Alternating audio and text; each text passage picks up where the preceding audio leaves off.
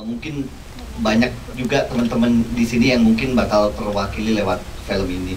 So this is very special buat saya, kelas kedua bersama Akademi Berbagi. Kalau saya mau bilang di Surabaya fucking special.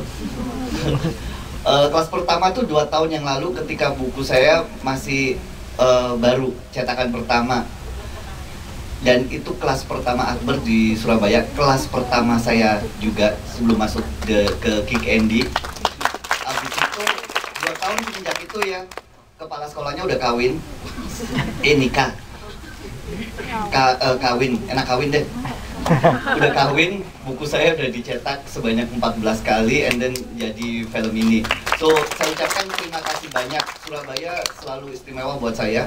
Ntar setelah acara ini kita bisa ngobrol-ngobrol, sharing bersama Nine Summers 10 Autumns. Itu aja, selamat menikmati filmnya. Assalamualaikum warahmatullahi wabarakatuh. Waalaikumsalam warahmatullahi wabarakatuh. Dan biar nanti waktu ngobrol-ngobrol sama Mas Iwannya lebih lama, silakan Mas Operator, monggo teman-teman bisa ngelihat Nine Summer 10 Autumns. Selamat menikmati.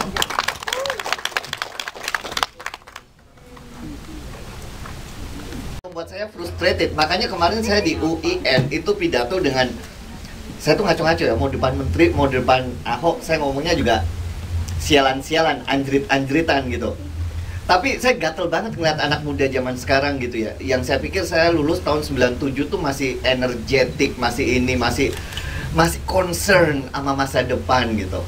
Abis itu saya pulang dari Amerika tahun 2010, semenjak itu saya suka ke kampus-kampus, saya lihat, buset, Indonesia mau dibawa kemana kalau anak-anak mudanya masih gini semua? Mbak Cin juga suka gini loh. Paling semangat. Masih kayak gitu. Makanya saya suka datang ke kampus-kampus itu buat gamparin anak-anak muda gitu.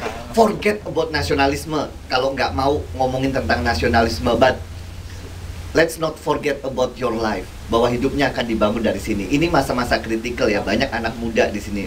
Majority anak muda semua. Bahwa saya tuh suka di forum-forum seperti ini karena saya pikir gini. Orang selalu bilang gini, masa muda tuh masa-masa yang paling indah. Masa-masa when you can create beautiful memories. Tapi beautiful memories itu nggak lu nongkrong di mall, ngopi, tahu makan ini, makan itu, gaya-gayaan, di rumah, galau. That's not beautiful memories. Tapi let's remember 5 tahun lagi, 10 tahun lagi, nginget masa mudanya gini. Fuck, oh my god, fuck kan, direkam lagi, hapus ntar ya. Fuck, oh iya fuck lagi. Damn it, gitu loh. Gua dulu masa muda gua bikin acara keren. Masa muda dulu juara debat internasional. Ketika muda dulu bikin buku. Ketika muda dulu gua organizing cafe, bikin acara seru. Itu kan menurut saya memories yang beautiful. Daripada nggak ada apa-apa gitu. 5 tahun lagi, 10 tahun lagi nginget masa mudanya, mate lapo ya kure. Jancu ika lapo-lapo. Menurut saya, create beautiful memories. Saya itu udah tua, meskipun gayanya kayak anak muda gitu ya. 38 tahun saya, kalau saya disuruh balik lagi ke usia-usia seperti Anda ini, saya bakal lebih produktif, lebih gatel. Karena pengen banyak yang akan saya ingat. Tapi itu kalau saya ngomong ngaco-ngaco ya. Tapi ini belum ngomong udah ngaco-ngaco saya. Saya mulai lagi deh. Terima kasih. Akademi Berbagi dan Indonesia Setara dan GNFI. Sangar tapi cupu orangnya. Tapi saya seneng banget di sini bahwa 3 organisasi ini cukup represent film saya gitu loh. Akademi Berbagi satu, selain kita tuh emosional, udah kayak saudara, meskipun ketemu juga cuman sekali, 2 kali gitu ya. Tapi memorable sekali, 2 tahun yang lalu saya ngajar dan saya pikir gila anak-anak Surabaya, saya masuk pertama kalinya itu saya bawa sampai sekarang gitu loh, masuk ke dalam hati saya gitu. Dan itu buat saya very special, spiritnya sama dengan spirit keluarga saya. Bahwa di rumah saya, mangan orang mangan kumpul ya kumpul, tapi ada jilid 2-nya, mangan orang mangan kumpul, tapi juga berjuang bersama gitu. Nah, Akademi Berbagi ini punya spirit yang sama menurut saya dengan keluarga saya. Bahwa saya nggak akan bisa ke New York City, nggak akan pernah jadi director di sana tanpa perjuangan bapak saya yang saya belajar tentang totalitas. Dude, nunggu 40 tahun kerja di jalanan, hingga lihat anaknya kuliah, hingga lihat anaknya ada yang S2, hingga lihat anaknya udah punya rumah sendiri 40 tahun. Makanya kalau anak-anak alay sekarang skripsi aja nggak jadi-jadi, mau dibawa kemana negara ini gitu. Serius. Gini loh, ini anak-anak ini ya kayak gini. Skripsi itu overrated sekali gitu. Dan anak-anak sekarang bangga kalau skripsi nggak jadi. What the hell, saya bilang gitu ya. Oh, gue belum kelar di skripsi gue. Bikin buku tentang skripsi yang nggak kelar-kelar kayak gitu. Men, let me tell you ya, bahwa masalah besar tuh menanti. Masalah besar tuh menanti. Masalah lebih gede tuh akan jauh lebih banyak. Dan freaking skripsi itu cuma bagian kecil dari hidup kita. Kalau saya bilang hidup tuh penuh dengan beban ya, skripsi cuma salah satunya, dan it's very small. Kecilin, beresin satu-satu. Melangkah tuh enak kalau bebannya udah ringan gitu. Let me tell you, skripsi itu masih belum ada apa-apanya dibanding dengan masalah kehidupan menurut saya. Jadi Akademi Berbagi is very close di hati saya, karena saya pikir ya ini spirit keluarga saya. Bapak saya nggak 40 tahun di jalanan berjuang ya, nggak ada weekend. Gak ada Sabtu Minggu. Sementara bapak saya ngajarin saya tentang totalitas ya. Kemana-mana ini saya bawa. Jadi saya nggak pernah S2 di Amerika atau S3 di Amerika, tapi saya belajar banyak dari bapak saya yang seorang sopir angkot. Bapak saya yang keras, bapak saya yang tahu bahwa menghidupkan hidup itu tidak mudah. Saya belajar kayak gini, totalitas. Mau kerja apa? Mau di Akademi Berbagi, I think Mbak Ainun tuh total. Mau jadi satpam mesti total. Mau jadi pengusaha mesti total, jadi penulis total, hip hop dancer total. Kalau nggak enak. Totalitas. Bapak saya mungkin kalau nggak total, ya anaknya nggak bisa kemana-mana. Tapi bapak saya rela berdarah-darah buat anaknya.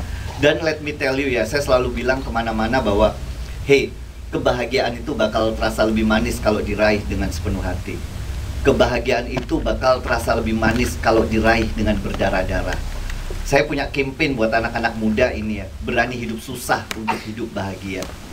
Karena saya lihat gini, anak-anak muda sekarang tuh instan sekali gitu loh. Maunya, wah pingin ini cepet, pingin itu cepet. Nggak mungkin. Ponakan saya taunya, oh Om Iwan udah pernah kerja di New York. Oh kakeknya bukan lagi supir angkot sama main handphone gitu. Pengen saya gampar satu-satu gitu ya. Tapi akhirnya saya beneran bikin buku yang saya pikir bagus buat gamparin ponakan saya gitu loh. Makanya totalitas itu yang saya bawa sampai ke New York City. Jadi di benak saya, gila bapak saya dulu ya kerja 40 tahun. Saya ke New York kalau nggak kerja keras seperti bapak saya malu. Kalau saya nggak bisa membahagiakan dia, saya malu. Kalau saya nggak bisa sekeras dia, saya malu gitu. Nah, Akademi Berbagi somehow seperti itu menurut saya. Ini orang-orang yang pingin maju, orang-orang yang berjuang bersama in a way untuk memperbaiki hidupnya, untuk menambah wawasannya.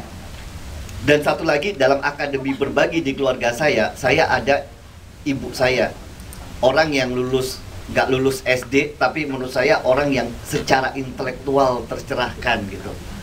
Orang yang bilang anak-anaknya harus kuliah. Saya bilang, ini mate nggak tahu diri nih orang. Lulus SD kagak gitu, anak-anaknya mau kuliah.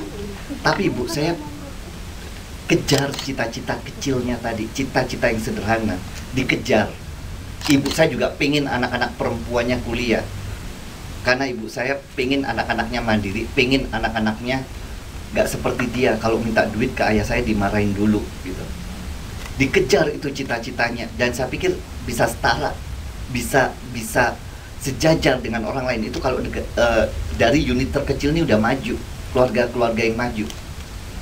Nah, satu lagi contoh Akademi Berbagi di rumah saya ya, kakak saya nomor satu. Kakak saya nomor satu menurut saya ini she's an angel buat adik-adiknya gitu. Dia bilang kayak gini, oh gua nggak kuliah deh, les aja, kasih les ke orang biar adiknya kuliah. Siapapun yang kuliah dari rumah ini mewakili keluarga. Padahal kakak saya yang pertama ini juara lomba bukan olimpiade, lomba kimia se-Kabupaten Malang, juara. Tapi akhirnya dia nggak kerja, akhirnya dia nggak kuliah, tapi kerja buat adik-adiknya biar kuliah. So it's very Akademi Berbagi gitu. Akhirnya saya ke New York, saya bertahan 10 tahun pun. Tadi kan dilihat, saya tuh tiap tahun resign Jadi 9 tahun itu udah 10 kali resign. Mate, saya tuh labil. Labil, tapi gini, tiap tahun saya pengen pulang loh. Tiap tahun, setiap kali musim gugur, saya tuh pengen pulang. Musim gugur tuh gini, musim panas, matahari tenggelam jam 8 malam, jam 7. And then suddenly things getting colder and colder and colder and colder. Matahari akhirnya tenggelam jam 5, jam setengah 6, dan semakin dingin. Dan kalau kayak gitu, saya merasa gloomy, depressed a little bit. Ini malu-malu ini ngomong depressed depan orang.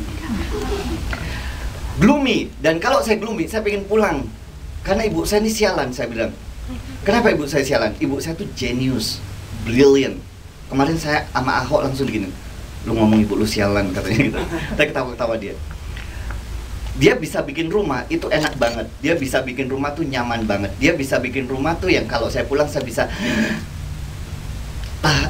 tarik napas dalam, lega. Saya merasa terlindungi, dan itu menurut saya kemewahan gitu. Rumah yang dalam gang, rumah yang nggak ada apa-apanya, makanya challenge untuk yang udah berumah tangga, bikin rumah yang enak dengan apapun yang kita punyai. Bikin rumah yang nyaman, anak pulang pun enak. Nggak kayak lu punya rumah kayak sinetron dengan tangga meliuk-liuk. Tapi akhirnya pulang ke rumah, you became a strangers di rumah sendiri. Bikin rumah yang enak. What the fuck di New York mau kayak gimana, tapi sekali kita pulang, kita merasa nyaman tuh enak banget. Dan ibu saya tuh brilliantly bikin rumah tuh, saya pikir tempat yang paling dekat dengan surga. Makanya ini challenge buat pasangan-pasangan baru ya itu ya. Ini baru kawin lagi panas-panasnya. Itu abis itu semangat berbagi juga. Akhirnya saya di sana di New York, saya bertahan, saya nggak boleh pulang. Saya bilang saya nggak boleh pulang sebelum saya bahagiain keluarga saya. Saya nggak boleh pulang sebelum saya achieve something big personally dan professionally. Saya nggak mau pulang sebelum saya setara dengan orang-orang di luar sana. Saya mau buktiin bahwa orang Indonesia tuh bisa. Saya mau buktiin bahwa lulusan dari IPB, soalnya kayak gini loh. Dulu pertama kali ke New York, ini cerita saya ngacak-ngacak, nggak apa-apa ya, biar otak lu juga keacak-acak gitu. Jadi waktu ke New York pertama kalinya, itu gini, setiap kali saya ngomong bahasa Inggris, orang selalu bilang gini, what did you say? Pardon me? Would you repeat again? Mate, nggak ngerti, gue bilang gitu. Dalam hati saya bilang gini, saya nggak mau, saya udah kesana, orang mikir ini udah kecil, dekil dari Indonesia, nggak bisa ngapa-ngapain. Abis itu sering ditanya juga kayak gini, orang sana kan suka gini, hey, where did you graduate from? Bogor Institute of Agriculture, saya bilang gitu. Where the hell is that? Kata dia gitu. Ya dia ngerti. Tapi let me tell you ya, semakin saya diremehkan orang, semakin saya pengen maju. Semakin saya diremehkan orang, semakin saya buktiin bahwa hey, hidup saya juga bisa lebih baik dari hidup orang yang meremehkan saya. Jadi kalau kita masih nyinyir, orang remehin kita, kita nyinyir, mulut kita mau kemana-mana juga, it doesn't solve the problem, man. Buktiin aja, orang punya hak ngomong seperti apapun, tapi kita buktiin bahwa, hey, you know what, semakin diremehkan, semakin kita hidupnya pengen maju. Jadi kalau lu bayar motivator untuk memotivasi diri lo, sayang, saya pikir pahitnya hidup udah cukup untuk menjadi motivasi buat kita. Kalau hidup lu belum terasa pahit, bikin pahit. Makanya saya bilang, pahitnya hidup udah cukup jadi motivasi buat hidup kita untuk lebih maju gitu. Dan itu jangan lagi, aduh, makanya saya sekarang benci mahasiswa gini, Pak, kasih saya motivasi deh, Pak. Mate lu, saya bilang gitu. Hidup lu nggak pahit. Saya pikir pahit hidup saya itu membuat saya pengen lebih maju gitu. Gak ada pilihan lain buat saya selain ya hidupnya harus lebih maju. Dan apalagi yang bisa buat maju, ya pendidikan, that's it. What else I can do? Modal nggak ada, duit nggak ada, kesempatan berbisnis nggak ada. Akhirnya ya harus jadi intelektual. Makanya saya bertahan 10 tahun di New York, because I feel like I'm responsible to my family gitu. Dulu saya ke New York karena saya pengen punya kamar sendiri, dan itu yang saya kejar. Karena saya nggak punya kamar tuh sampai kuliah tuh masih ngekos gitu ya. Kecil, di rumah 6x7, diisi 7 orang yang saya tidur kayak tadi, kaki kakak saya di sini, kadang kaki saya di muka siapa gitu ya. Habis itu semakin gede SMP, teman-teman punya kamar sendiri. SMA punya kamar sendiri, orang selalu gini, yuk belajar di rumah gue, yuk main gitar di kamar gue, yuk nonton bokep di kamar gue. Saya nggak punya kamar gitu, saya nggak punya kamar. Bukannya saya pengen nonton bokep di kamar saya gitu. Tapi saya tuh orangnya suka sepi gitu, suka baca sendiri ini. I didn't have it. Dan mimpi itu yang saya kejar sampai New York City, pengen punya kamar sendiri. Akhirnya di New York keluar mimpi baru, saya pengen bapak saya punya pensiun. Supir angkot tuh nggak ada yang punya insurance, nggak ada yang punya pensiun, nggak punya insurance. Akhirnya saya bikinin kos di Jogja, di Sleman. Akhirnya saya punya mimpi baru lagi, saya pengen ponakan-ponakan saya punya kamar sendiri. Akhirnya setelah 9 tahun, 10 tahun, mimpi saya terpenuhi. Makanya saya memberanikan diri pulang karena itu. Karena tanggung jawab saya pikir, oke, udah cukup ini. Kalau sukses bisa saya raih di New York, akhirnya saya pulang, saya pikir hidup bermakna itu saya dapatkan di sini, di Indonesia gitu. Akhirnya pulang. Nah, itu sebenarnya spirit dari berbagi. Saya nggak bisa kemana-mana sendiri, saya nggak bisa ke New York City jadi director di sana dengan sendirinya. Tapi saya butuh keluarga saya butuh doa dari ibu saya. Saya pikir ibu saya itu doanya tajam banget. Sialan tuh ibu saya. Doa ibu saya itu tajam banget. Yang menyelamatkan yaitu kesederhanaan, keprihatinan dan ketulusan dia, dan doa-doa ibu saya. Kemanapun saya ini telepon ibu saya dulu, minta doa, dan itu rasanya nyaman, men. Makanya anak-anak muda yang lu nggak pernah telepon nyokap lu, shame on you. Gak ya, hatinya kosong. Itu spirit akademi berbagi di keluarga saya. Dan akhirnya nggak tahu, akhirnya kita nyambung gitu, ketemu dengan akademi berbagi di Surabaya, dan ketemu lagi founder dari akademi berbagi yang sekarang menjadi sahabat saya gitu. Jadi orang-orang yang punya spirit yang sama ini, orang-orang yang pingin maju ini, akhirnya dikumpulin kok jadi satu. Gak mungkin kucing ntar mainnya sama anjing, ya mungkin, tapi agak susah gitu. Ini kucing-kucing semua nih. Tapi kayak gini, saya suka gatal akademi berbagi karena saya pikir gini, saya I am akademi berbagi, keluarga saya akademi berbagi.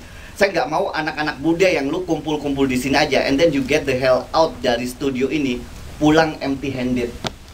Sekarang kita banyak acara-acara kayak gitu ya, nongkrong, nobar, nonton bareng, abis itu ngobrol talk show kayak gini, and then so what gitu loh, so what? Kalau hidupnya biasa-biasa aja, you just waste your time. Mending di rumah nggak ngapa-ngapain. Makanya saya pingin teman-teman yang ada di sini ya, promise not to myself, nggak ke saya tapi to yourself gitu ya, bahwa hey, you know what, hidupnya akan jauh lebih baik daripada hari ini. Kalau nggak, percuma kumpul-kumpul akademi berbagi seperti ini kalau nggak ada impact dalam hidupnya. Dan perubahan itu menurut saya nggak harus langsung gede, perubahan itu nggak harus langsung drastically gitu. Tapi menurut saya kayak gini, karena saya percaya kayak gini, sukses menurut saya itu kayak pohon yang gede ya. Kalau pohon yang gede itu nggak langsung tumbuh jadi gede. Tapi menurut saya sukses gede itu dikumpulin dari sukses-sukses kecil yang kita kumpulin tiap hari. Sukses-sukses kecil yang kita kumpulin tiap hari itu yang akhirnya akan membangun sukses gede dalam hidup kita. Makanya saya suka gini. Makanya di novel saya, di film saya nggak mau menjual mimpi tentang New York City. Nggak pengen menjual bahwa sukses itu harus ke New York City, harus jadi director. Tapi saya pengen menginspirasi lewat keberanian menembus batas ketakutan. Bahwa gini loh, lu cita-cita gede, pengen kemana, besok, aduh males banget, bangun tidur, telat, kayak gitu. Banyak banget, mau belajar, aduh mata gua kok capek ya, ngantuk, skripsi nggak jadi-jadi, mana tadi?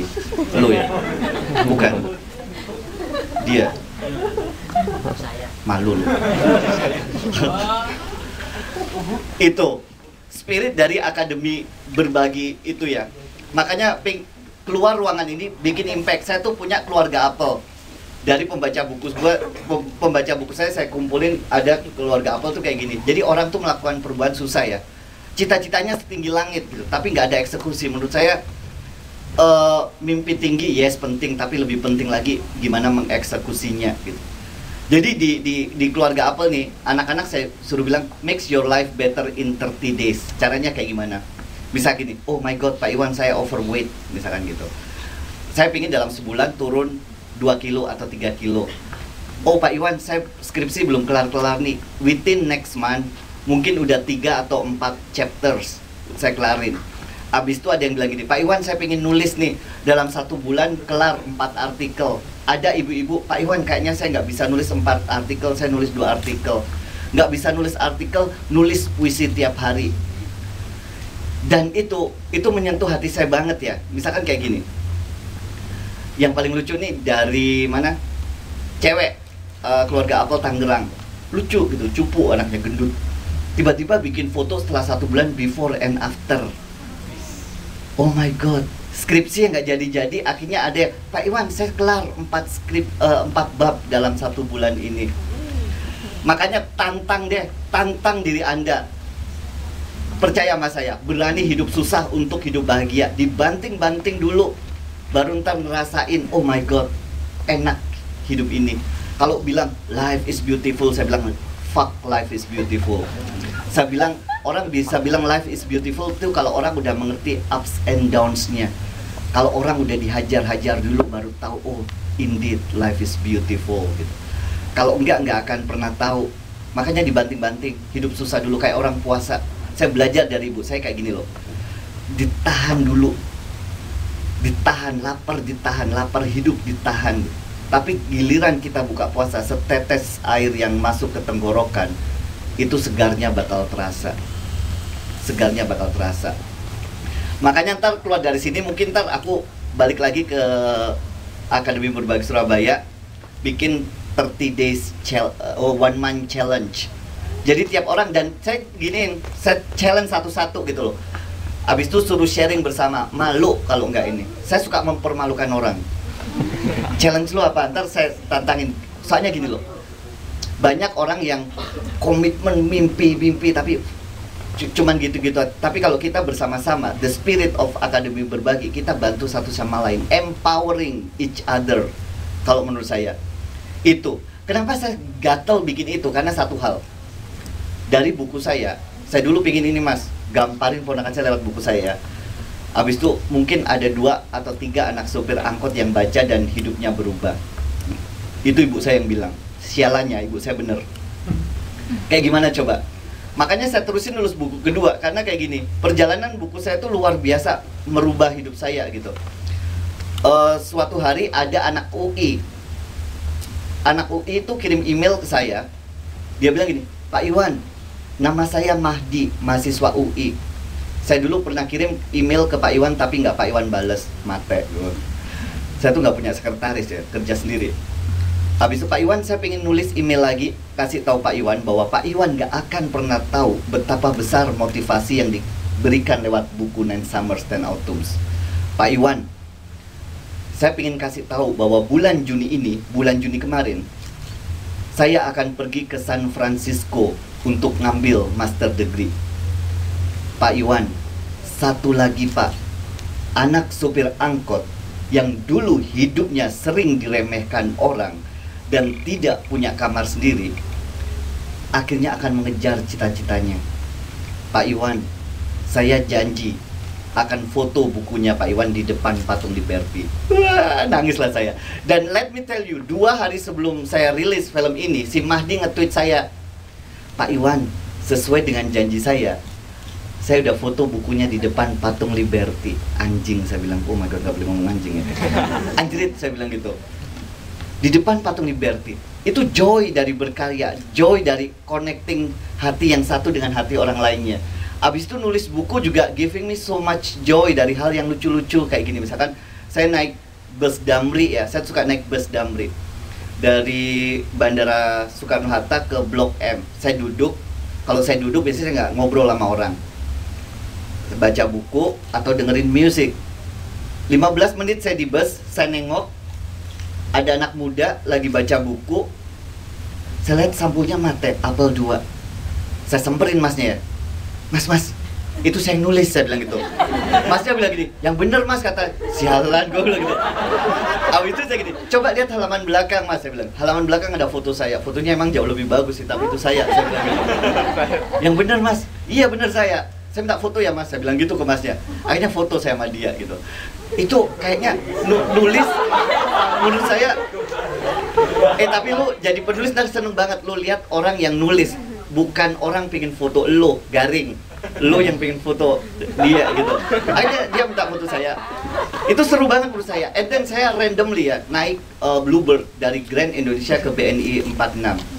Naik, habis itu ditanya gini. Buka pintu, supirnya bilang, Pak Iwan Setiawan ya? Mate, kok tahu Pak? Saya bilang gitu. Tahu Pak, saya sudah baca bukunya. Anjir. Saya langsung duduk di taksi, saya langsung talk show di taksi ya. Jadi, saya langsung bilang ke bapaknya gini, Pak, bapak saya sopir angkot, punya anak 5, sama seperti bapak. Bapak saya 40 tahun di jalan Pak. Kalau bapak saya bisa akhirnya nguliahin 5 orang anaknya bisa bahkan sampai ke New York, bapak pun bisa. Saya bilang gitu. Pokoknya saya udah cerewet kayak gitu ya. Akhirnya turun, saya kasih tip lumayan. Tahu nggak seminggu kemudian, bapak sopir taksi ini nulis blog dan di-post di Facebook saya. Makanya lu anak akademi berbagi yang cuman gaya-gayaan, nongkrong-nongkrongan kayak gini nggak berkarya. Shame on you. Shame on you. Seriously, ini organisasi cool, apalagi dikawinkan dengan akademi berbagi, dengan Indonesia Setara, dikawinkan dengan GNFI, harus lebih cool lagi mas. Sering hajarin anak-anak ini. Kalau nggak dikasih PR, orang kita tuh dikasih kebebasan suka abuse kebebasan. Makanya saya pingin gimana caranya ngiket anak-anak ini. Kalau nggak disuruh nulis, minggu depan kumpulin. Kalau nggak gue gampar satu-satu.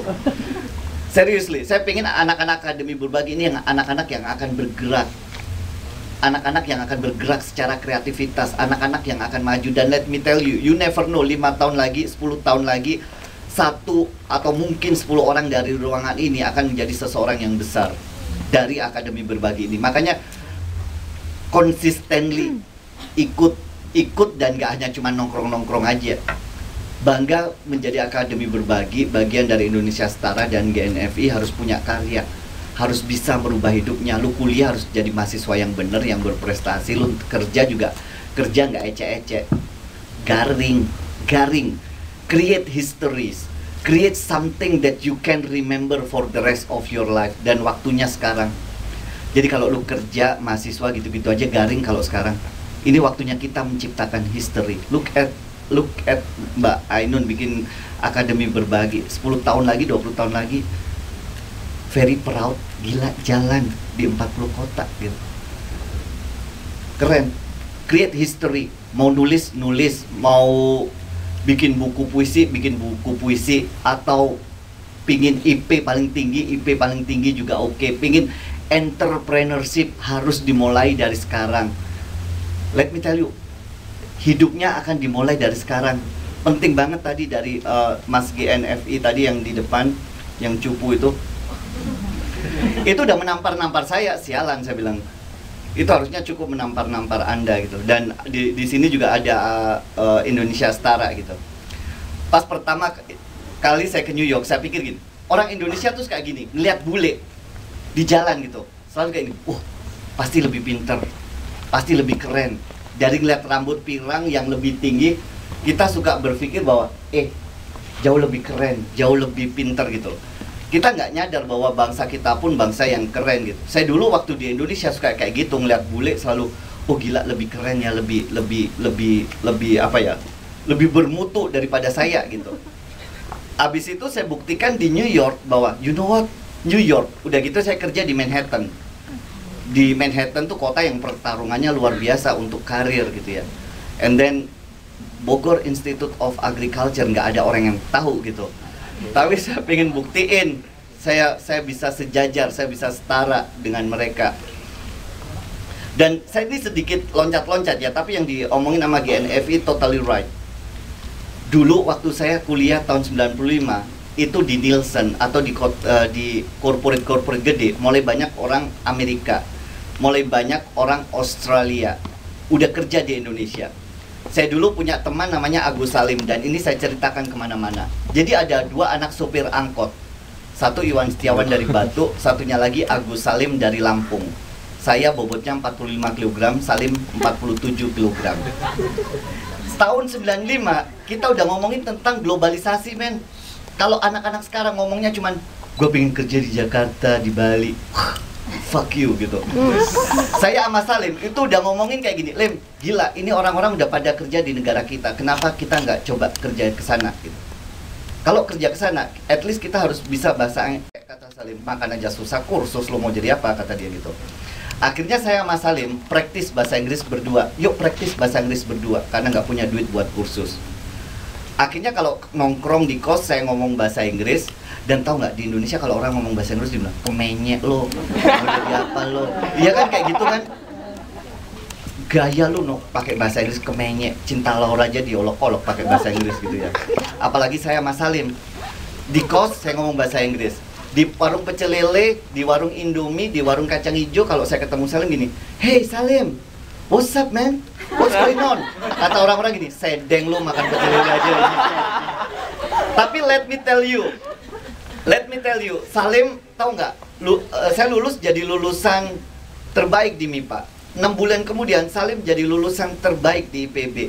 Salim kemudian pergi ke Irlandia ngambil master degree. Salim kemudian pergi ke Australia ngambil PhD. Nggak berhenti di situ, Salim ngambil post PhD. Salim sekarang ngajar di Singapura. Salim sekarang beratnya 74 kg. Kebalik, saya sendiri di Amerika 10 tahun berat masih sama, oke lah gitu, ideal. Tapi itu, sekarang itu lebih parah lagi. Bukan hanya orang Amerika, Australia, ini udah mulai masuk nih. Orang-orang dari Filipina. Orang-orang dari mana coba? Pakistan, India. Orang-orang dari Uzbekistan. Orang-orang dari Kazakhstan. Kalau kita nggak kemana-mana, let me tell you, nggak akan kemana-mana juga, nggak bisa bersaing. Nggak akan bisa bersaing kalau nggak dimulai dari sekarang gitu. Dan saya mau bilang kayak gini loh, anak muda di Surabaya tuh masih, menurut saya masih kurang panas. Kurang panas. Mate Surabaya itu, seriously, egoistik. Kayak berorganisasi juga nggak terlalu panas, nggak selincah anak-anak kota-kota besar yang lainnya gitu loh. Makanya saya pingin Surabaya ini lebih panas lagi gitu dalam ngerjain hal-hal yang seperti ini. Dan saya mau bilang kayak gini, zaman sekarang ini anak-anak muda di Batu Malang, tahu Batu Malang nggak? Saya pikir anak yang dari Batu cuma didongeng saja. Gini, anak-anak di Batu Malang itu udah nggak ada bedanya dengan anak-anak muda di New York, di Tokyo, di San Francisco, di Perth, atau di Melbourne. Social media, Steve Jobs, internet, Google udah membuat anak-anak muda di Batu sama dengan anak-anak muda di East Village, New York. Yang akan membedakan mereka apa coba? Intelektualnya. Google dibuat apa sekarang? Dibuat googling publication dari Harvard Business Review atau dibuat googling cewek-ceweknya Fatana gitu. Saya udah banyak. Itu menurut saya. Dan saya punya kayak gini loh, anak muda yang keren. Saya tuh suka gini, anak muda yang keren sekarang bukan anak-anak muda yang lu nongkrong di ini Sutos ya, nongkrong di Sitos gayanya selangit, pengen nunjukin oh sepatunya dari apa, celana jeansnya kayak gimana, jilbabnya dari apa, bajunya merek apa, tasnya apa, gaya-gayaan. Keren, bukan lagi seperti itu keren yang sudah 80 banget. Keren yang sudah 90 banget, yang cuman gaya-gayaan, rambutnya kayak gimana gitu. Itu zaman saya, Mas Boy, keren, gaya gitu loh. Tapi sekarang menurut saya udah ada transisi sekarang, bahwa keren tuh gini loh, kalau keren cuman gaya-gayaan itu keren yang kosong, emptiness. Garing, kalau gaya-gayaan otak lu kosong, ih gila, jijik saya. Tapi menurut saya keren sekarang itu orang yang punya intelektualitas. Keren sekarang itu orang yang selalu bawa buku dalam tasnya. Geek itu seksi sekarang. Geek itu seksi. Anak muda yang bawa bukunya Pramudia Anantatur duduk di kafe sendiri, menurut saya itu seksi sekali.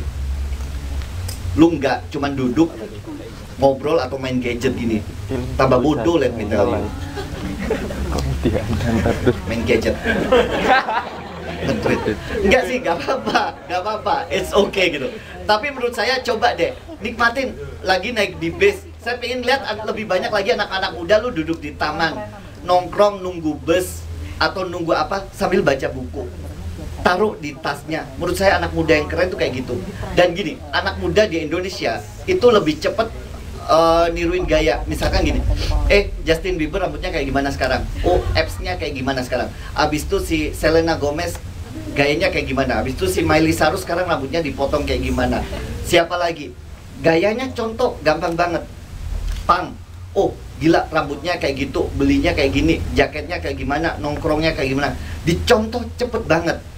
Tapi anak-anak muda ini nggak ngelihat gini, bahwa pang di New York, you know what? Mereka tuh pergi ke library, mereka pergi ke Barnes and Noble, membaca buku. Paris Hilton gak hanya gaya, tapi marketing machine yang luar biasa. Justin Bieber kerjanya gila-gilaan, men. Kalau contoh gaya aja, gampang gitu. Gampang. Makanya saya pengen lebih banyak bahwa keren sekarang ya anak-anak muda yang berintelektualitas. Karena kayak gini, dan itu udah proven sama sejarah ya. Kalau kita lihat 1908 tuh ada Budi Utomo ya. 28 ada Kebangkitan Nasional. Ini mau Kebangkitan Nasional momen kita. Besok pas banget. Abis itu tahun 45 Soekarno-Hatta bikin negara yang kita pikir nggak akan pernah ada. 998 rejim yang kita pikir nggak turun, akhirnya turun. Benang merahnya apa coba? Benang merahnya Indonesia nggak pernah digerakkan oleh tokoh politik. Indonesia nggak pernah digerakkan oleh tokoh agama. Tapi Indonesia digerakkan oleh intelek muda. Makanya saya pingin banget, udah gatel saya mas ngeliat anak-anak muda yang akhirnya shining star, jadi intelektual, gak jadi yang ale-ale gini aja. Takut ada suaminya.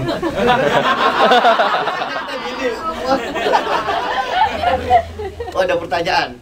Iya deh, kalau saya cerewet saya bakal cerewet terus, ntar lu bosen. Ada pertanyaan? Sharing tentang film? Thank you diingetin, kalau enggak gue bakal cerewet. Cek. Haleluya. Nongkrongnya nggak lagi di warung-warung di mana? Starbucks. Kalau ngobrol, hahaha, pengen keren aja, garing men. Eropa ya, orang kaya, gini loh. Orang kaya sekarang kalau udah punya duit aja, lu punya duit banyak ntar ya, 2 juta US dollar, 3 juta US dollar. Tapi kaya kalau punya duit aja dan gayanya cuma belanja lu botang tiap bulan, Louis Vuitton limited edition tiap bulan. Menurut saya itu kaya yang garing, kaya yang kosong gitu. Tapi kaya yang sesungguhnya menurut saya selain intelek itu orang yang well culture, well travel, doing social work, baca literatur, pergi ke Machu Picchu, pergi ke Rinjani. Gak gini, gue mau liburan nih ke Hong Kong atau ke Singapura. Anak-anak muda sekarang gitu, ih garing banget hidup lo gitu. Ya gak apa-apa ke sana gitu, tapi you explore Indonesia. Lu explore ke Rinjani, lu explore ke Danau Tiga Warna, itu beautiful. Jadi orang kaya, ntar lu punya 2 juta US dollar, 3 juta US dollar, but let me tell you, gak akan bisa beli yang namanya intelektual. Gak akan bisa yang beli yang namanya kasih sayang. Itu jadi barang mahal. Itu yang jadi barang mahal ntar. Mungkin itu ya, lu gaya-gayaan, tapi let me tell you, banting-banting hidup lu. Saya pengen ngajak anak muda sekarang berani hidup susah untuk hidup bahagia. Lu bikin hidup lu susah dulu, bikin hidup lu berdarah-darah dulu. Tapi percaya sama saya, orang yang dibanting-banting dulu akan appreciate, akan menghargai hidup jauh lebih banyak daripada orang yang lain. Hidup susah dulu deh, puasa dulu, gila-gilaan dulu, baru ntar percaya sama saya. Kalau gaya-gayaan gitu gampang, ini juga gaya-gayaan gampang. Next.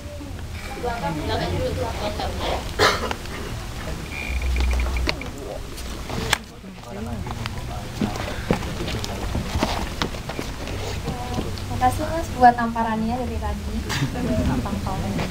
Mungkin di sini saya mau tanya ya. Banyak sekali yang saya lihat itu orang-orang yang bisa jadi role model buat saya. Jadi panutan atau contoh yang bisa saya tiru. Cuma seringkali yang kami lihat, yang kita lihat di sini kan lebih ke arah oh dia sudah sampai di sana, oh dia sudah sampai di puncak itu. Jarang sekali yang bisa share secara detail bagaimana dia memanage waktunya dalam 24 jam sehari itu. Mungkin Mas Iwan bisa share di sini mulai dari bangun tidur kira-kira berapa. Ingin tahu pintu aja. Ini beda film, bukan ntar jadi film porno lagi.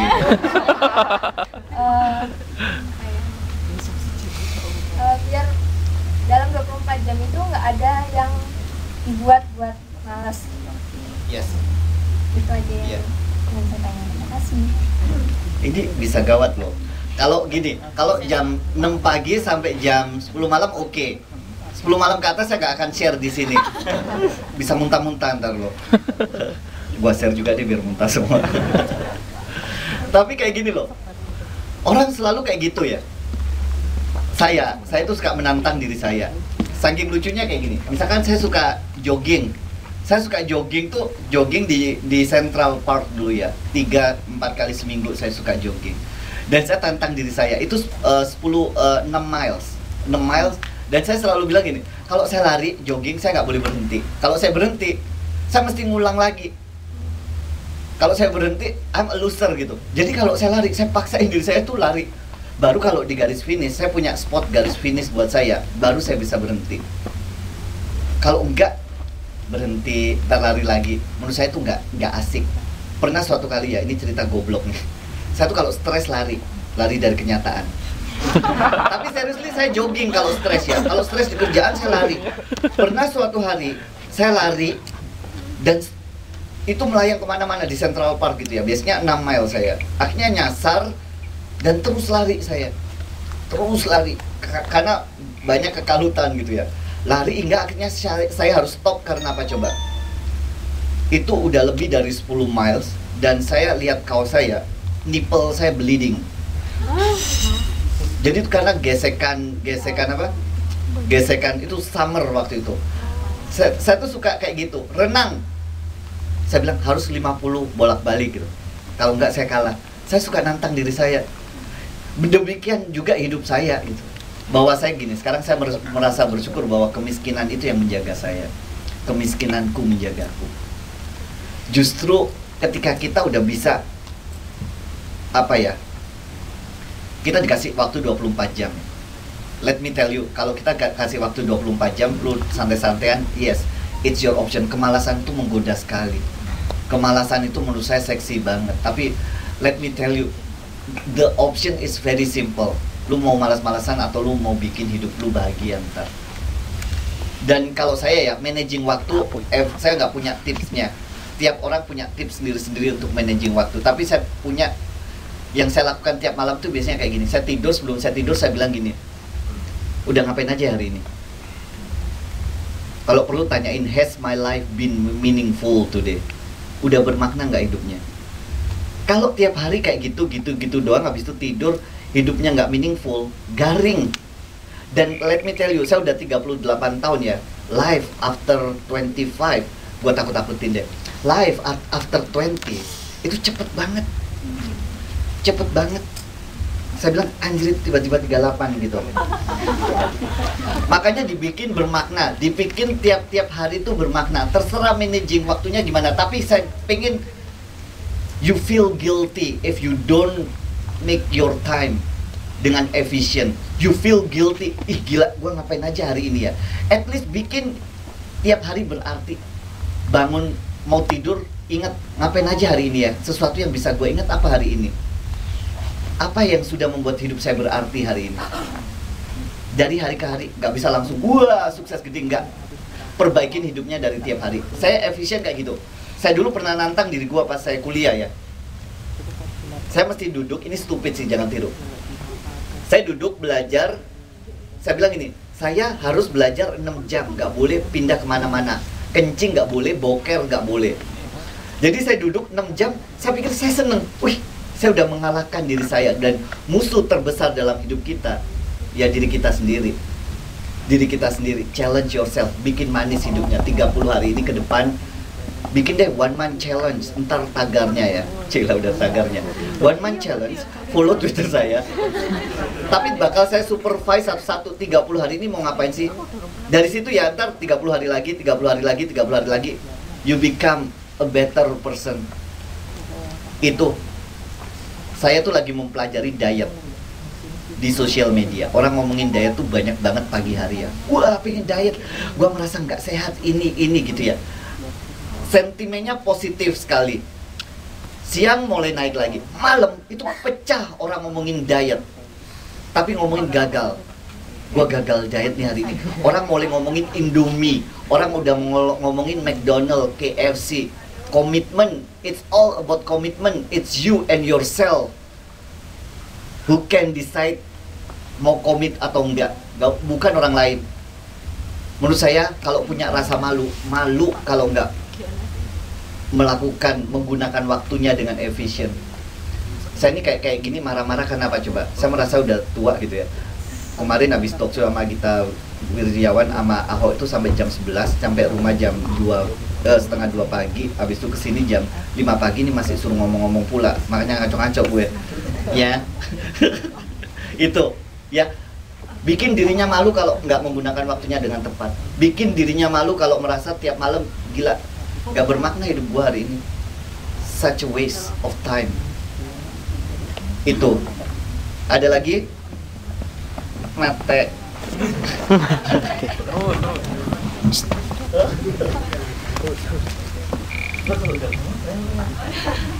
Selamat siang Mas Iwan, saya udah 2 kali ini nonton film ini. Sebelumnya saya nonton dengan 2 sahabat saya. Dan setelah nonton film ini, saya dan sahabat saya ini sibuk dengan pikirannya masing-masing. Iya, sibuk dengan pikirannya masing-masing. Sama-sama saling merindukan ayah, sama-sama saling kangen sama papa. Oh, papa lu di mana? Papa saya di Filipina. Oke. Saya kangen sama papa dan kita berdua benar-benar apa ya, sibuk dengan pikiran ngapain ya sekarang papa ini berjuang dengan apa ya supaya kita bisa kuliah, dan benar-benar spirit banget untuk menyelesaikan skripsi, menyelesaikan perkuliahan dengan baik, dan benar-benar cambuk yang tadinya saya dan teman-teman tuh agak nyantai kuliahnya, udahlah TA aja dan segala macam. Setelah nonton film ini benar-benar spiritnya tuh ada banget, dan kita bertiga nulis di blog juga review tentang film ini. Yang ingin saya tanyakan, dari film ini kan diperlihatkan keluarga yang benar-benar baik-baik, antara emosi orang tua dan anaknya itu terjaga dengan sangat lurus. Gimana cara Mas Iwan Setiawan ini menjaga emosinya? Kan kalau anak sekarang tuh diomelin sedikit sama ayahnya dan di bla bla bla langsung emosi, bentak atau gimana gitu kan. Gimana cara Mas Iwan Setiawan tuh menjaga emosi itu, dan sempat nggak sih merasakan kepahitan ke ibunya? Kan selama ini Mas Iwan istilahnya dimanjakan ibunya, selalu dilindungi ibunya, sehingga Mas Iwan tuh tidak memiliki keberanian untuk menghadapi temennya anak SD aja tuh ibu gitu. Ada nggak manage emosi yang bisa diceritakan ke kita? Terima kasih.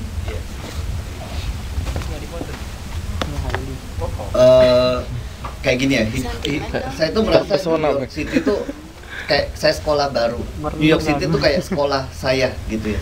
New York City tuh kayak sekolah SD saya, tapi 10 tahun, tapi saya belajar kehidupan. Saya belajar kehidupan, dan dari belajar kehidupan tuh saya bilang kayak gini. Dulu saya disuruh gini, cintai Indonesia, nasionalisme. Saya bingung, ngapain sih cinta Indonesia? Hidup aja susah gitu ya. Habis itu saya ke Amerika 10 tahun, saya pikir kayak gini. Ketika mata saya jauh, ketika hati saya jauh dari orang-orang yang saya cintai, saya tuh semakin mencintai mereka gitu. Bahwa saya tulis di novel saya gini, rasa cinta itu bakal semakin jernih ketika kita harus berpisah. Demikian juga dengan bapaknya Mbak siapa? Obe. Yang di Filipina, rasa cinta tuh bakal semakin jernih ketika harus terpisah seperti itu. Demikian juga rasa cinta saya sama negara ini gitu loh. Saya dulu suruh mencinta Indonesia, ngapain cinta Indonesia gitu. Tapi akhirnya dari jauh saya melihat, gila, Indonesia so beautiful. Saya merasa bersyukur dilahirkan di Indonesia. Bukan hanya karena Indonesia tuh beautiful ya, Karena keragaman. Karena kayak gini, di Amerika dari East Coast ke West Coast semuanya ngomong bahasa Inggris. Dari East Coast ke West Coast makanya burger semua. Di sini Surabaya rujak cingur. Ke Jogja makan gudeg. Di Sunda orang makan daun-daunan gitu. Makan daun-daunan. Salad, bukan salad apa? Lalap. Forgive me. Lalap, salad lagi. Ijo-ijoan. Kasar banget. Itu menurut saya, but I was young and stupid. Makanya saya encourage anak-anak muda make a lot of mistake and learn from your mistake. I did a lot of mistake when I was young. Saya dulu malu gitu ya. SMA mulai minder gitu. Kenapa bapaknya supir angkot? Kenapa bapak saya nggak seperti siapa, Pak Sandi Uno gitu ya. Misalkan lebih tinggi, ganteng, duitnya banyak, sialan gitu. Pendek kayak gini anaknya supir angkot gitu. Sialan, saya bilang gitu. Dan saya suka menyalahkan gitu, dan wajar menurut saya sih, because I was young and stupid gitu. Akhirnya saya jauh, akhirnya saya mempelajari bahwa oh my god, ternyata bapak saya luar biasa, ternyata ibu saya luar biasa, ternyata rasa cinta saya kepada mereka itu semakin jernih ketika saya harus terpisah seperti itu gitu.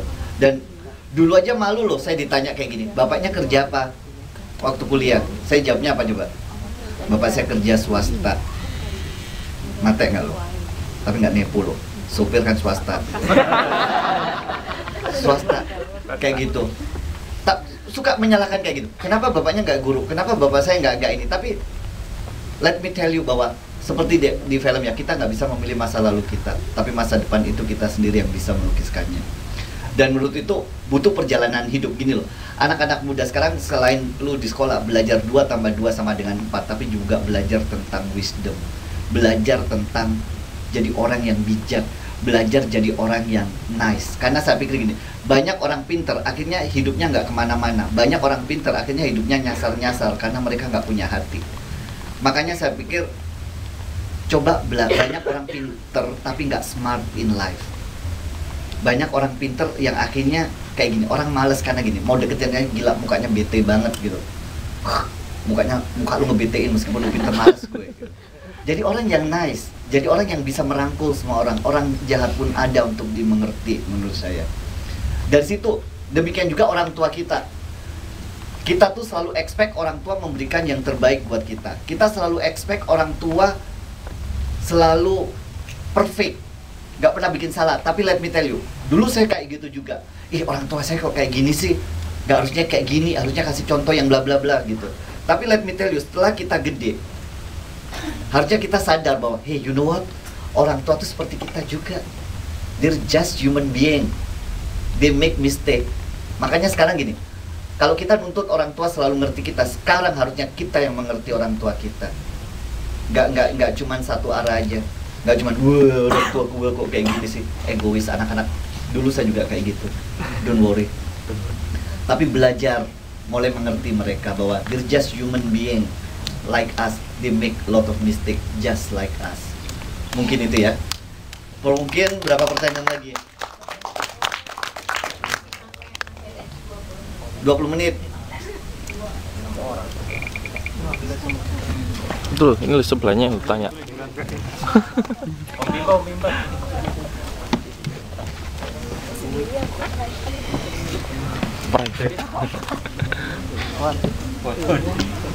kasih semuanya. Assalamualaikum warahmatullahi wabarakatuh. Yang mau bertanya gini mas, tadi kan banyak yang diceritakan itu terkait anak muda. Dan saya sebenarnya nyambung sama pertanyaan yang pertama tadi, yang mbaknya cewek tadi, yang debat terkait masalah kayak saya sekarang kuliah di Surabaya. Saya merasa gini, kebanyakan anak-anak sekarang tuh cuma fokus sama kuliahnya aja. Ya istilahnya hanya teori dan teori untuk mengejar IP 3, dan sebagainya lah. Cuman mereka nggak pernah ada bayangan ketika mereka lulus tuh mau ngapain gitu. Dan itu sekarang banyak banget yang di kampus seperti itu. Dan mereka kan katanya kalau mau sukses itu harus ngerasain pahitnya dulu. Ketika kebetulan saya jadi panitia ospek di kampus, ketika saya ngospek mahasiswa, kayaknya mereka tuh sama sekali nggak pengen rasanya sakit dulu. Ya kan seperti itu. Rata-rata mahasiswa muda. Sakitin, kita sakitin. Dan maksudnya gini mas, ketika kita memberi sebuah apa ya istilahnya kayak kayak penekanan kepada mereka, itu ada beberapa pihak yang nggak setuju dengan kita atau enggak, ya udah kamu tuh kuliah tugasnya cuma buat belajar aja, ngapain sih kamu mikir kayak gitu, toh nanti kalau kamu udah lulus IP3 ya kamu kerja, kayak gitu doang mikirnya. Itu gimana sebagai kita yang di sini kan kebetulan yang join sama kita kan Akademi Berbagi, sebagai kita yang datang di sini untuk mengingatkan teman-teman kita yang nanti di luar. Terima kasih. Kalau menurut saya sih ya, that's really good point. But let me tell you, dunia tuh aneh, dunia tuh weird, manusia tuh aneh semua gitu. Satu hal yang pengen saya ini ya, sebelum membangun hidup orang lain, bangun hidup lo. Jadi orang yang strong, jadi orang yang ini. Kalau kita mau inspire orang ya, inspire yourself. Karena dunia ini menurut saya kompleks sekali, nggak ada aturan mesti kayak gini itu susah. Apalagi as a human beings gitu ya. It's very complex. Nggak bisa gini. Lu anak muda mesti kuliah, nilainya gini. Saya tuh suka dihajar kalau di kuliah ya, karena saya nggak pernah ikut organisasi loh, mate nggak lo? Kan dulu selalu kayak gini, mesti ikut organisasi biar lu ntar kalau kerja bisa get along sama orang lain. Saya nggak ikutan, karena saya pikir gitu loh, bapak saya udah susah-susah jual angkot, saya ikut organisasi seru-seruan, seneng-senengan, and then nilai saya jelek, mate lah saya. Prioritizing, menurut saya hidup orang beda-beda. Kalau saya memilih nggak ikut organisasi karena saya punya fokus. Saya pingin kuliah saya bener, saya pingin kuliah saya cepat selesai. 3 tahun setengah saya selesai, 3 tahun setengah saya jadi lulusan terbaik di MIPA IPB.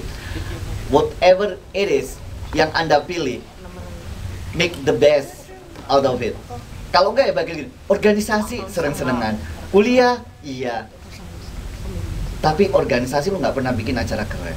Kuliah lulus IPK-nya gitu-gitu aja. Kalau mau pilih aja, hidup ini bebas. Mau organisasi, mau ini, it's in your hand. Tapi menurut saya pentingnya apa? Create history, menciptakan sejarah. Bukan untuk negara ini, bukan untuk keluarganya, buat hidup lo.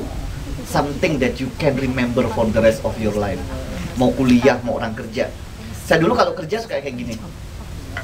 Gua kerja, biar yang bisa kerjain gua doang. Agak jahat sih. Tapi akhirnya saya train orang juga. Di train orang sebaik-baiknya nggak akan nyamain lukisan Avandi. Mungkin bisa ditiru orang tapi napasnya bakal beda. Makanya saya bilang apapun yang Anda kerjakan, pilihannya di tangan sendiri-sendiri. Tapi let me tell you, ciptakan sejarah for your life. Orang sekarang udah aneh-aneh, nggak bisa diiniin mesti lu mesti ikut organisasi, nggak mesti organisasi, bingung. Saya juga nggak tahu. Makanya saya nggak mau disebut motivator karena ngaco-ngaco kayak gini gitu. Makanya hidup orang beda-beda. Whatever it is, lu kalau mau inspire orang lain, inspire yourself and bener, create history dulu. Jangan, lu mau gua sakitin. Enak aja lu nyakitin anak orang. Itu ya. Kalau enggak, ajak gua gamparin tuh temen-temen lo. Iya, ada lagi? Satu lagi. Cek. Saya ini kentut mulu dari tadi loh. Oke, thank you. Duduk aja ya. Nggak apa-apa ya. Oke, nama saya Torik, nama saya saya mau Akun Twitter lu apa? Matori Nadovi. Oke. Yang pertama, kita sama-sama punya Lombok ya. Oh. Oke. Cangkemmu. Oke, please mention. Ya, tadi saya justru ada penggalan kalimat yang justru yang bikin saya agak gimana gitu kan. Lanang itu kudu wani. Yes. Ibaratnya seperti itu. Cuman dari penggalan kalimat yang keluar dari ayah anda, dari Pak Iwan sendiri itu sebenarnya kan juga maknanya sih sebenarnya kalau mungkin menurut Mas Iwan sendiri itu luas. Bisa nggak Mas Iwan mungkin mendeskripsikan untuk masalah itu lanang itu Tuhan itu seperti apa gitu. Oke, yang kedua, saya titip salam hangat buat bapak sama ibunya Pak Iwan. Oke, terima kasih. Terima kasih. Itu anak muda yang melankolis sekali loh. Melankolis sekali. Bapak saya udah meninggal ya. Makanya saya tulis, tapi akan saya sampaikan salamnya. Ibu saya tuh suka kayak gini, ibu saya tuh saking cinta sama bapak saya. Kalau saya dari kuburan kayak gini, ibu saya suka tanya gini, "Wan, gimana kabar bapak? Kabar bapakmu?" Saya bilang gini, "Aduh, bosen di kuburan, Bu, Bapak," saya bilang gitu. "Pengen nongkrong di perapatan," saya bilang gitu. Habis itu kalau saya ke rumah, ibu saya tuh selalu, "Bu, gimana Bapak? Cik nongkrong di perapatan ambil konco-konco." Jadi kita tuh masih pengen menghidupkan lewat film ini ya, men ya. Saya tuh gini loh, pulang dari Amerika itu orang bilang saya gila, ngapain pulang ke Indonesia ini kayak gitu ya. Tapi itu one of the best decision of my life. Makanya saya berkarya kayak gini, saya pengen mengcapture sejarah keluarga, saya pengen menghidupkan bapak saya lewat film ini. Karena apa? Saya merasa bersalah sama bapak saya dulu pengen, gini. Pulang dari Amerika 2 tahun, orang bilang, "Lu gila ngapain di Indonesia?" Tapi saya bilang, hidup saya akan lebih berarti di sini. Salah satunya apa coba? Ketika saya pulang, saya punya waktu banyak dengan bapak saya. Saya jadi tahu.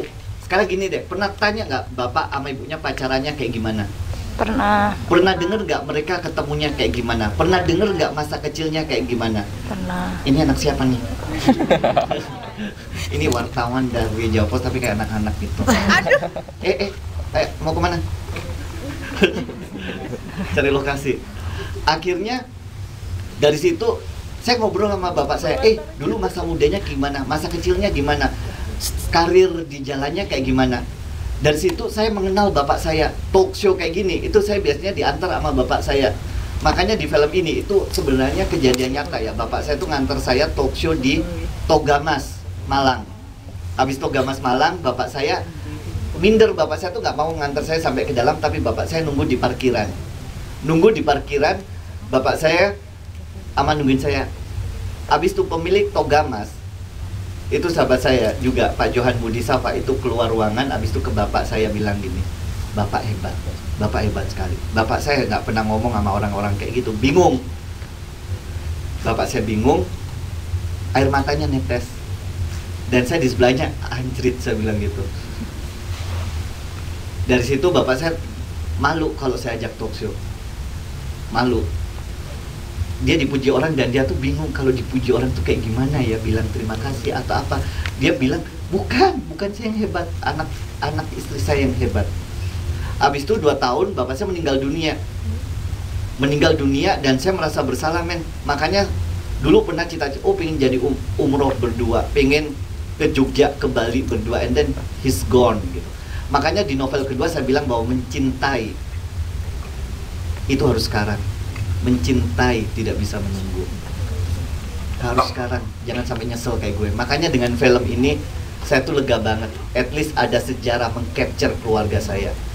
Makanya di akhir saya tulis untuk bapak, koma menurut saya bukan titik, koma tuh berhenti sejenak, bahwa kadang hidup kita harus berhenti sejenak sebelum melanjutkan perjalanan baru. Meninggalnya bapak saya membuat saya berhenti sejenak, tarik napas dulu. Itu pertanyaan lo apa tadi? Keberanian.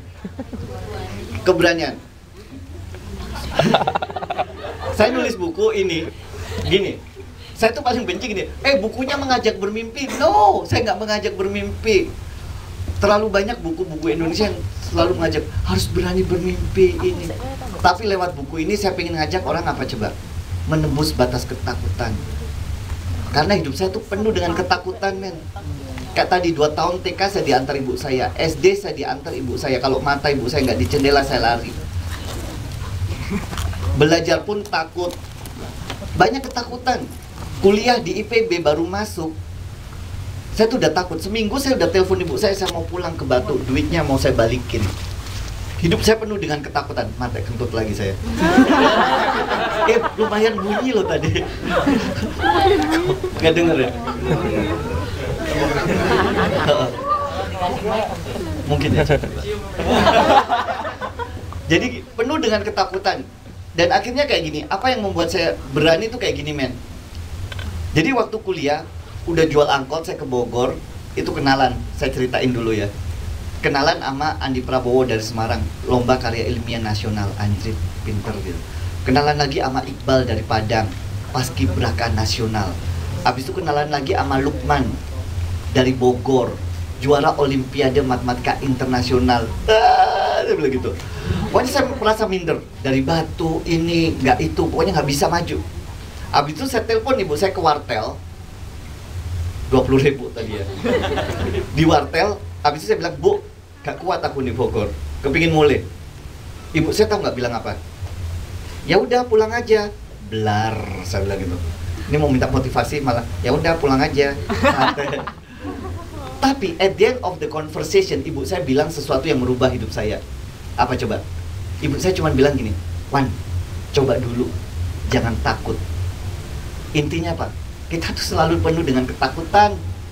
Belum mencoba udah takut gagal, belum mencoba udah takut terjatuh, belum mencoba udah takut nggak kemana-mana. Coba dulu. Mending mencoba dan gagal daripada nggak mencoba sama sekali. Mending lu nembak daripada ntar 5 tahun lagi, 10 tahun lagi, anjrit kenapa nggak gua tembak. Itu buat saya juga sih. Mending kayak gitu kalau menurut saya. Kamu merasa ada yang aneh nggak omongan kita? Jadi menurut saya itu banyak ketakutan dan ibu saya bilang coba dulu jangan takut. Intinya apa? Kayak gini. Misalkan lu di sini ada gunung yang tinggi di depan lu. Kalau penuh dengan ketakutan kita nggak akan kemana-mana karena the only way to get over gunung ini ya harus menanjakin gunungnya. Aduh gila udah ketinggian nggak mungkin gua. Udah deh di sini aja cari jalan lain kemana kemari. Kalau ibu saya bilang coba dulu jangan takut. Jadi itu pun lu bisa belajar dari rasa sakit. Bahwa hidup tuh proses. Hidup itu menikmati hidup. Bukan lagi lu mesti sukses, lu mesti itu. Sukses gak ada yang tahu men selain kita udah mati. Hidup tuh menikmati hidup dengan keindahannya, dengan ups and downs-nya, dengan bahagia dan air matanya. Dostoyevsky bilang kayak gini. Do you know, along with happiness, in perfectly equal proportion, man also needs unhappiness. Bahwa untuk tahu happiness ya kita mesti tahu pahit hidup tuh kayak gimana. Kalau enggak bakal superficial, bakal kayak gini. Oh my life is beautiful. Padahal dalam hati lu anjrit susah juga nih hidup gitu. Kayak gini deh. Ini direkam lagi sialan. Kayak gini loh. Berpikir positif. I hate berpikir positif. Karena menurut saya berpikir positif tuh denial. Berpikir positif itu, hey, saya pikir ntar deh, coba dulu, gak apa-apa, ntar aja. Menurut saya jangan berpikir positif, tapi action positively, act positively. Bahwa gini, gue punya masalah, this is not good, dan gue mesti cari solusinya. Gak kayak gini doang. Berpikir positif deh, gak apa-apa deh, ntar aja. No, you have problem and you have to get fixed now. Itu. Tadi pertanyaannya apa? Udah. Berani itu. Saya belajar dari bisa. Dan gini. Berani yang kena sama saya ya. Sebenarnya yang bikin narasi itu saya. Yang kena saya juga. Keberanian melawan ketidakadilan. Keberanian melawan ketidakpastian. Keberanian melawan penderitaan. Dan keberanian melalui hidup penuh dengan kesendirian. Nangis. Thank you ya.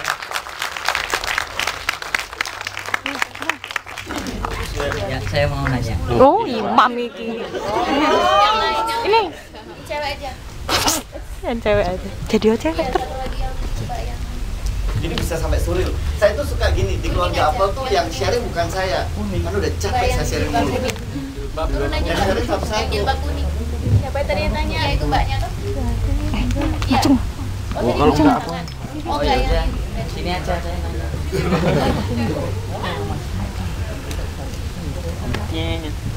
Iya, Peternya terlalu. Wajahmu itu hanya untuk ditolak. Bukunya saya salah satu yang belum baca, jujur. Dan mungkin ini bukan lebih dari ke pertanyaan ya, lebih ke pernyataan. Iya. Saya appreciate sekali buat filmnya dan saya dapat banyak, matiin dulu ya. mulai dari perjuangan segala macam. Nggak syutingan terus ya? Dan buat saya Nanti tinggal tak semua punya banyak mimpi, dan mungkin Mas Iwan punya mimpi yang berani untuk dikejar segala macam dan ambisius ya, kalau aku bisa bilang. Dan kadang kita terlalu takut, mungkin terlalu ambisius sampai harus melupakan hati dan menjaga hati itu dengan keluarga mungkin ya. Dan kadang kita tuh terlalu lepas untuk ambisius sampai akhirnya melupakan orang-orang yang kita sayangi. Untuk keep track di situ dikira panitia paling lebih persis. Kota-kota global seperti itu yang ya shock culture-nya pasti kuat. Kalau Mas Iwan sendiri untuk lambini akering. Ini pertanyaannya berat ya, sialan. Ini pertanyaan kayak ibu saya yang tanya, Wan, gimana sih itu di New York? Gini, kalau di New York saya mau bandel-bandelan ya. Gila tuh kota sendiri. Saya kerja bagus gitu, financially juga bagus. Kalau saya mau lepas saja gitu.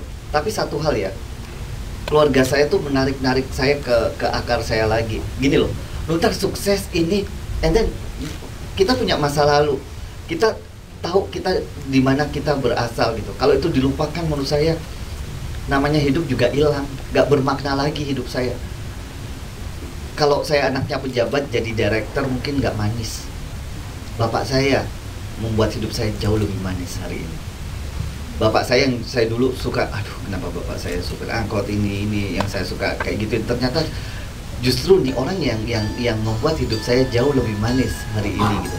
Keluarga, ibu saya menurut saya did a really great job. Gak hanya gini, tahu makanan terbaik buat anaknya. Dia nggak hanya tahu tentang pendidikan penting buat anaknya, tapi apa most of all, dia tahu gimana menjaga hati anaknya. Biar kalau lu hidup susah, jangan sampai susahin hidup orang. Kalau lu punya duit, jangan lupa keluarga lu. Kalau lu punya duit, jangan lupa berbagi. Ibu, makanya saya kesini Akademi Berbagi Indonesia Setara tuh kena banget sama hidup saya. Sampai akhirnya tuh kayak gini, saya beli sepatu mahal nih. Mau beli sepatu, gila mahal banget. Saya telepon ibu saya, Bu, saya mau beli sepatu ini harganya segini. Ibu saya bilang, kok goblok ya? Duit-duitmu dewe, kata ibu. Uang lu sendiri kenapa mesti tanya? Karena I feel guilty. Saya merasa anjrit itu mahal banget. Saya masih ingat ibu saya, aduh ngiritnya kayak gini, dan itu nempel buat saya. Makanya gini, childhood memories itu penting banget, dan itu yang bisa menyelamatkan anak. Dan again, keluarga, balik ke keluarga, itu yang bakal menyelamatkan kita. Kalau mau seneng-senengan gampang, mau lepas gampang, tapi begini loh, gak bermakna hidupnya. Setiap orang tuh sekarang krisis mencari makna dalam hidupnya. Buat apa sih ini kita hidup? Ntar kalau udah punya duit banyak, buat apa sih punya duit banyak juga kalau hidupnya gak bermakna? Saya pelajarin dari New York ya, oke duit banyak, tapi kalau hidup lu gak berarti juga jadi sampah. Gak enak. Kerja dengan gaji kecil pun kalau kita coba cari makna di dalamnya, oh gue bantu orang, itu bakal enak banget. Jadi nggak garing. Balik lagi ke keluarga. Yang menyelamatkan saya ya keluarga saya, ibu saya, bapak saya, keluarga saya yang tiap hari saya teleponin, mereka telepon saya. Makanya ntar couple muda ini bikin keluarga yang berbahagia. Duit menurut saya penting tapi bukan segalanya. Pasti challenging, financial ini itu yes penting, tapi bapak ibu saya manage to get the hell out dari poverty itu karena ya stick together. Ada 1001 alasan ibu bapak saya cerai, tapi they stick together untuk anak-anak. Dan anak-anaknya stick together untuk orang tua mereka. Ini kayak saya kesini tuh diantar kakak saya. Kakak saya jemput, saya ada supirnya baru, katanya enggak deh jangan nama supir baru, saya antar. Sampai umur kayak gini masih mencintai nggak bisa menunggu, mencintai harus sekarang. Keluarga, balik lagi keluarga yang bikin kita kuat, ntar keluarga kita. Mungkin itu ya, sebagai penutup saya mau bilang terima kasih banyak Indonesia Setara, GNFI, Akademi Berbagi, ini udah kayak jadi saudara gue. Kalau lo hidupnya nggak bener, gue jambak loh. Bener Akademi Berbagi, saya sayang banget nih, menurut saya nggak tahu historically saya dekat banget sama ini, udah jadi kayak keluarga, makanya keep in touch, harus ini terus. Indonesia Setara, GNFI, saya ketemu saudara baru di sini, teman-teman di sini juga. Hopefully saya datang, ntar gini, yang sharing bukan saya, capek gua sharing mulu, mulut gua capek. Saya pengen next time yang sharing kita semua, percaya sama saya bahwa perjalanan hidup saya itu ya perjalanan Anda at the end of the day, sama. Setiap orang punya pahit manis hidup sendiri-sendiri. Let me tell you, hari ini, detik ini, pikirannya udah kemana-mana. Aduh iya bener ya, hidup gua dibawa kemana ya, iya. Let me tell you, sama. Dan saya pengen, kalau misalkan satu orang saya suruh ngomongin tentang kegalauan hidupnya, setiap orang punya kegalauan hidup yang berbeda-beda. Dan saya pengen kasih tahu bahwa that's it, we share the same joys and sorrows. Jangan merasa sendiri, jangan merasa ini. Makanya ada Akademi Berbagi, ada Indonesia Setara, ada GNFI. Itu lebih manis. Saya bilang kebahagiaan bakal terasa lebih manis kalau dibagikan. Mungkin itu aja saya ucapkan. Sekali lagi terima kasih. Saya pengen teman-teman yang ada di sini pulang at least ingat hari ini, pulang bawa semangat, pulang bawa harapan baru. Saya tidak bisa memilih masa kecil saya, tapi saya bisa melukiskan masa depan saya sendiri. Dan inilah saatnya teman-teman melukiskan masa depan. Terima kasih. Assalamualaikum warahmatullahi wabarakatuh.